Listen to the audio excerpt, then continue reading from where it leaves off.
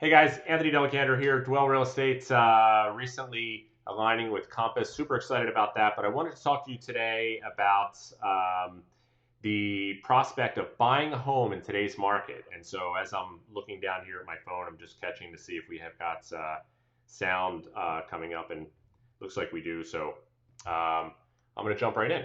So, it's an interesting time historically, right? We've got some wild circumstances in the world, not just if you're a buyer or a seller of real estate. And we have different circumstances when you're a buyer or seller of real estate, depending on where you live in the country or the world. And so I certainly wanted to just share a couple of details and some of the findings that I've experienced, right? So I'm finding as a real estate broker because it's a busy period, right?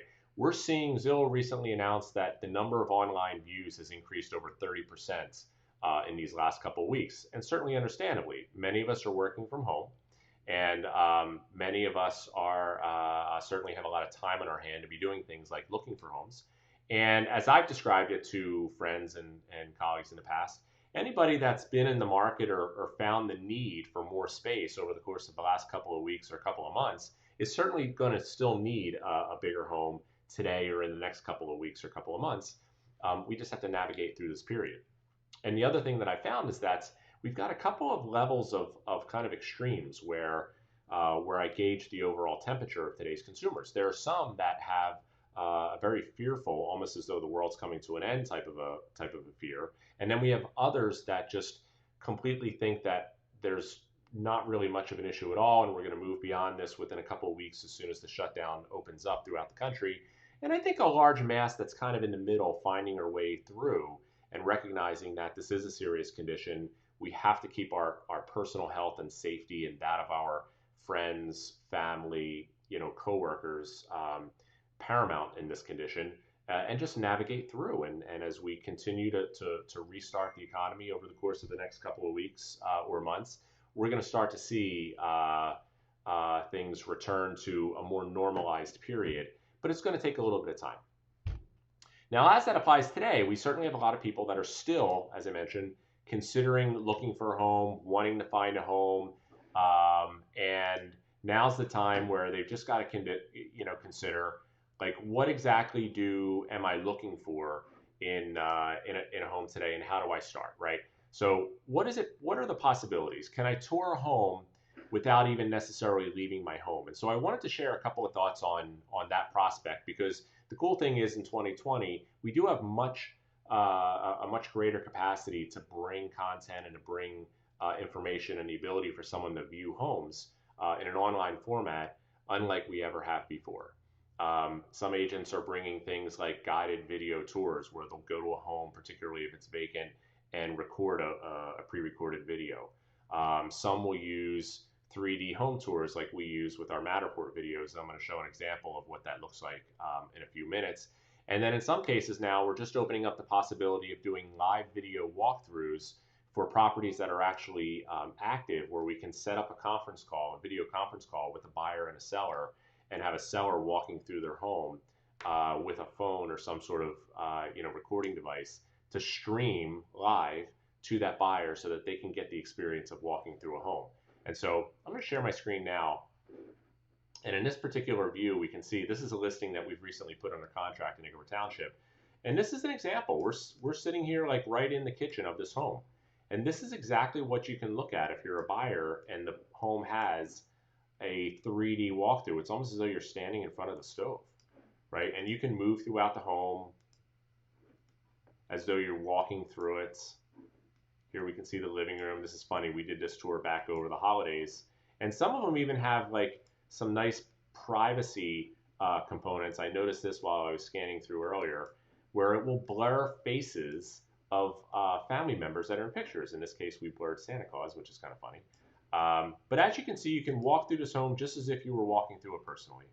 Taking steps around, you can go upstairs, downstairs, throughout the home, and experience it as though you're walking through it personally. So that's one way that's just kind of a cool way to take a look at a home. There's a couple other examples, but that's one that I've just found. We've been utilizing this technology. It's obviously become much more in demand under these circumstances. but it's one way that a buyer can actually walk through and experience what it's like to be in the home in today's condition. Now, on the flip side of that is, what if I'm not quite ready or don't feel comfortable, or the homes that I want to view are occupied and sellers don't necessarily want us to come into the home just yet? Or maybe I am just a little bit, I just want to let the dust settle and see where the economy is going over the course of the next, 4, 6, 8, 10 weeks, right? Or maybe I live in a part of the country where going and physically looking at a house and doing all the things that I need to do to transact just isn't necessarily in the cards for me, and I just am playing a little bit of a waiting game. I wrote down a couple of things that I thought were just good examples of things people could do to kind of prepare themselves. Number one is get pre-qualified, right? Talk to a mortgage company, figure out exactly what you need to do, where you need to be in terms of income to debt ratio, what your price range is going to be, and what documents you would need to collect in order to start the pre-qualification process. The second thing I wrote down is keep saving, right? If possible, continue to set money aside. It's funny, I was talking to some of my friends recently. I've never experienced a period like a month like we've had in these last couple of months where I've literally spent almost no money. Gone out a couple of times. We've got some great restaurants doing takeout throughout the community, but it's definitely been a much lower overall cost of living. And again, I know we're going to return, and that's a segment of the economy that we want to support. At the same time, the reality is everybody's just plain and simply spending less money. Save it, put it away, use it as an opportunity to collect a bigger down payment amount that you can go ahead and then put down on a house. I saw online recently somebody made a joke that their car, you look at the price of gas, that their car is not getting X number of miles per gallon, they're getting like a week per gallon, right? Obviously, we're staying home. It was comical, but the reality is it's not really that far from being true, right? So save more money. FHA and VA loans, know your credit score, right? FHA recently raised the minimum standard.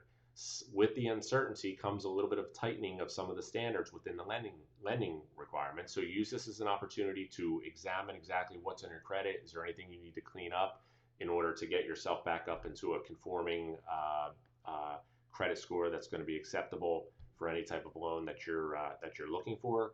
Number 4, I wrote down, gather information and advice. Right? Again, it's 2020. You have the ability to explore homes online and in virtual reality walkthroughs and videos.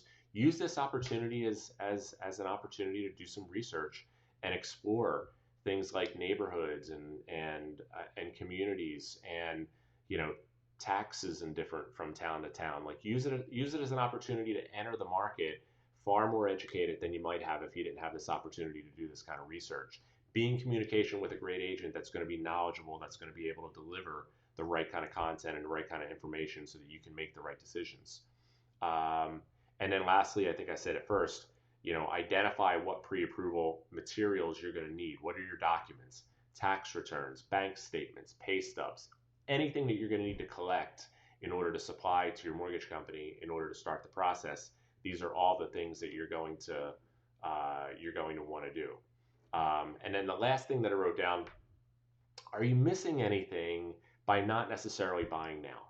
And the reality is it really depends on personal circumstances. Trying to time the market is a difficult time under any circumstances, and this is one that's just getting even some of the most serious professional investors and marketeers scratching their head a little, because it is going to be a little bit of a wild card as to just how quickly the market will respond and how quickly the economy will turn back on. But the reality is interest rates are extraordinarily low now.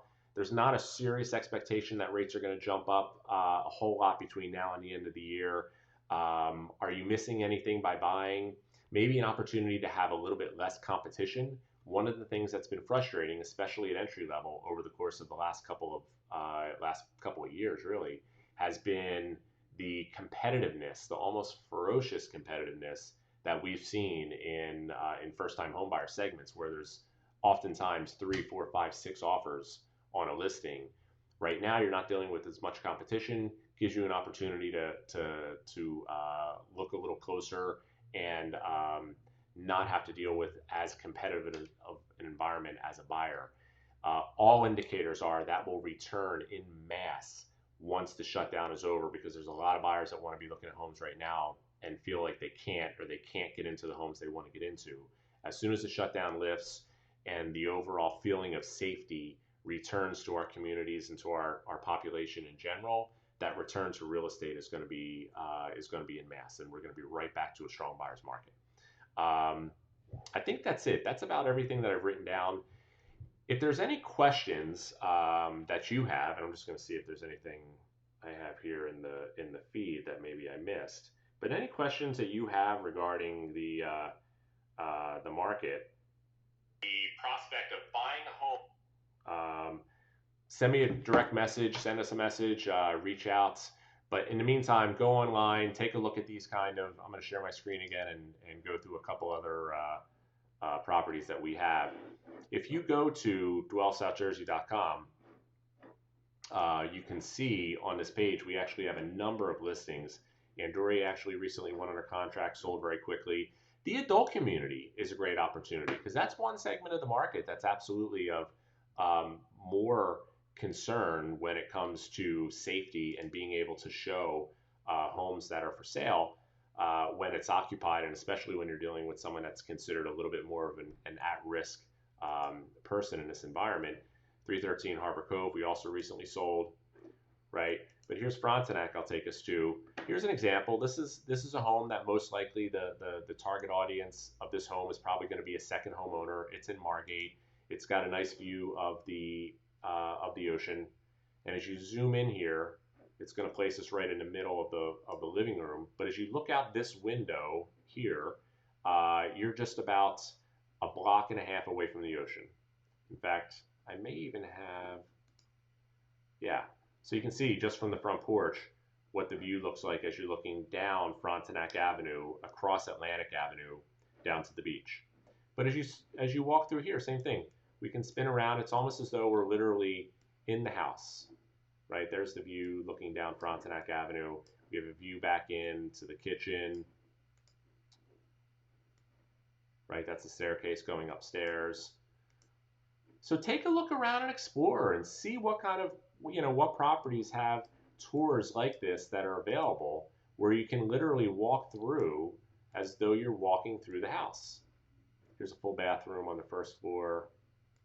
This property also happens to have a rentable unit on the lower level. So it's a 4-bedroom, 2 full bath with a 2-bedroom basement apartment that is actually an income producing apartment. So another example of a tour. So again, that's kind of my advice. If you're serious and in the market and you have what I would describe as an essential need for housing now, meaning you need to and want to be in and close on a property within the next 60 days, then it's essential for you to start looking and to get active and to be in the market right now. If it's not, and you have a little bit of time and you can plan to start looking and want to be in your home more towards the end of summer or even the fall, Q3, take advantage of some of these resources. Line up your ducks, get your pre-qualification set, save money, be a powerful and ready buyer when you enter the market, because it's going to be an active market that you're re-entering as we get out of the second quarter and into Q3. So I hope that's informative for you. Any questions, again, be in communication. Otherwise, I'm going to come back tomorrow again with some content on what it's like actually being a seller, right, and how we can best position to be most effective to be a seller in a market under these conditions now. All right. Have a great day.